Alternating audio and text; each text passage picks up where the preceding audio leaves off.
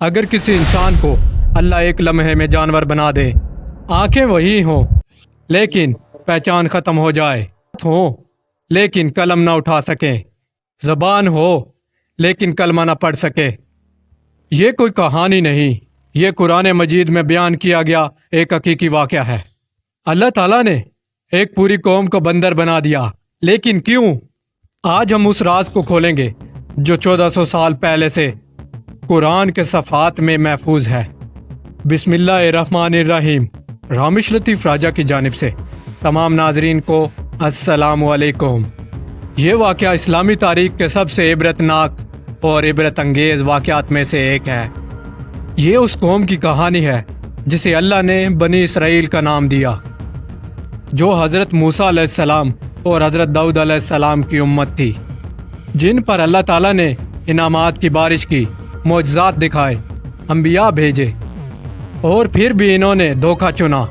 قرآن کریم میں سورہ بقرہ، سورہ الاعراف اور سورہ معاہدہ میں اس واقعہ کا ذکر فرمایا ہے۔ واقعہ کو مکمل مرحلہ وار سمجھنے کی کوشش کریں گے۔ ایک قدیم شہر اور ایک خاص حکم۔ اللہ تعالیٰ نے بنی اسرائیل کو ایک ساحلی بستی میں آباد کیا تھا۔ مسافرین کے مطابق یہ بستی ایلیا تھی، جو خلیج عقبہ کے کنارے پر واقع تھی۔ اس بستی میں رہنے والے یہودی اس وقت حضرت داؤد علیہ السلام کے زمانے سے تعلق رکھتے تھے۔ اللہ تعالیٰ نے ان پر ہفتے کا دن یعنی سیچرڈے حرام قرار دیا تھا۔ حکم بل واضح تھا، سیچرڈے کے دن مچھلیاں نہ پکڑو۔ یہ آزمائش تھی اللہ کی طرف سے، اور اللہ تعالیٰ آزمائش ہمیشہ اسی جگہ آتی ہے جہاں انسان کمزور ہوتا ہے۔ شیطانی چال کا آغاز۔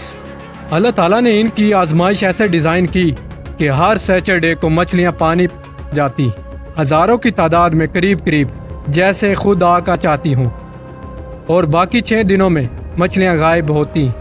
اور قرآن فرماتا ہے، بار بار یہ منظر دیکھ کر کچھ لوگوں کے دل میں لالچ آ گیا تھا، اور پھر شروع ہوئی دھوکے کی راہ۔ انہوں نے جمعے کی رات کو جال ڈالے تاکہ ہفتے کی صبح مچھلیاں جال میں پھنس جائیں، اور پھر کہا، ہم نے تو سیچرڈے کو مچھلیاں نہیں پکڑی، جمعے کو جال ڈالے تھے۔ دل میں جھوٹ پر دلیل، اور یہی تھی ان کی چال۔ 3 گروہ اور ایک خاموشی۔ بستی 3 گروہ میں بٹ گئی۔ پہلا گروہ وہ جنہوں نے حکم توڑا، لالچ نے انہیں اندھا کر دیا۔ دوسرا گروہ وہ جنہوں نے گناہ نہ کیا لیکن خاموش رہے۔ تیسرا گروہ وہ جنہوں نے ڈٹ کر منع کیا اور نصیحت جاری رکھی۔ دوسرے گروہ والے تیسرے گروہ سے کہنے لگے، تم کیوں ان لوگوں کو سمجھاتے ہو جنہیں اللہ ہلاک کرنے والا ہے؟ جواب آیا، تاکہ ہمارے رب کے سامنے ہماری معذرت ہو اور شاید یہ ڈر جائیں۔ نصیحت کرنا واجب ہے، چاہے سننے والا مانے یا نہ مانے۔ وقت گزرتا رہا، نصیحت کرنے والے نہ تھکتے تھے لیکن گناہ گار۔ اور پھر ایک دن آیا جب اللہ کا فیصلہ نازل ہوا۔ اللہ نے نیک لوگوں کو بچا لیا، اللہ نے نیک لوگوں کو بچا لیا، اور ظالموں پر عذاب اترا۔ قرآن فرماتا ہے، جب انہوں نے اس چیز پر سرکشی کی جس سے ہم نے انہیں روکا تھا، تو ہم نے ان سے کہا، ذلیل بندر ہو جاؤ۔ سب سے طاقتور لمحہ وہ صبح جب بستی کے لوگ ان گناہ گار لوگوں کے گھروں کی طرف گئے، اور دروازے کوئی آواز نہ آئی۔ دروازہ کھلا اور اندر سے نکلے بندر، وہی آنکھیں جو کل تک جانی پہچانی تھی، وہی ہاتھ جو کل جال ڈالتے تھے، لیکن اب وہ انسان نہیں تھے۔ مسافرین بیان کرتے ہیں کہ وہ اپنے گناہ گار رشتہ داروں کو پہچانتے تھے، اور بندر ان کی طرف دیکھتے جیسے شرمندہ ہوں، لیکن اب توبہ کا وقت گزر چکا تھا۔ ابن عباس رضی اللہ تعالی عنہ فرماتے ہیں، وہ 3 دن تک جیتے رہے، پھر ہلاک ہو گئے، ان کی نسل باقی نہ رہی۔ اور جب اللہ کا چالاکی نہیں بچتی۔ اس واقعہ میں ہمارے لیے کیا سبق ہے؟ پہلا سبق، ہیلا سازی کا انجام۔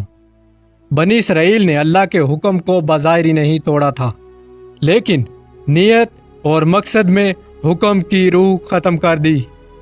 آج بھی ہم دیکھتے ہیں سود کو لوگ نفع کہہ دیتے ہیں، حرام کو حلال سرٹیفائیڈ کا لیبل لگا لیتے ہیں، اللہ تعالیٰ نیتوں کو جانتا ہے، لفظوں کو نہیں۔ دوسرا سبق، خاموشی بھی گناہ ہے۔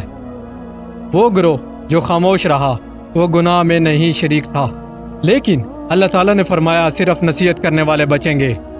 برائی دیکھ کر خاموش رہنا بھی ایک قسم کی شرکت ہے۔ تیسرا سبق، آزمائش ہمیشہ وہیں آتی ہے جہاں کمزوری ہو۔ مچھلیاں اسی دن آئی جب پکڑنا حرام تھا، کیونکہ اللہ آزماتا ہے اس چیز سے جو ہمیں سب سے زیادہ چاہیے۔ اگر آپ کی کمزوری پیسہ ہے تو آزمائش پیسے سے آئے گی، اگر آپ کی کمزوری شہرت ہے تو آزمائش شہرت سے آئے گی۔ چوتھا سبق، اللہ تعالیٰ کی پکڑ دیر سے آتی ہے لیکن آتی ضرور ہے۔ بنی اسرائیل نے سوچا تھا ہم بچ جائیں گے، لیکن وہ نہیں بچے۔ رب کریم عقاب بھی۔ اللہ تعالیٰ سے دعا ہے تم رہنے اور ہیلا سازی سے بچائے اور ان لوگوں میں شامل کرے جو سنے، مانے اور سمجھیں۔ آمین۔ اگر ویڈیو پسند آئی اور چینل کو سبسکرائب کرنا مت بھولیے رامش لطیف راجہ کو، تاکہ آنے والی نئی قرآنی کہانی سے آپ محروم نہ رہیں۔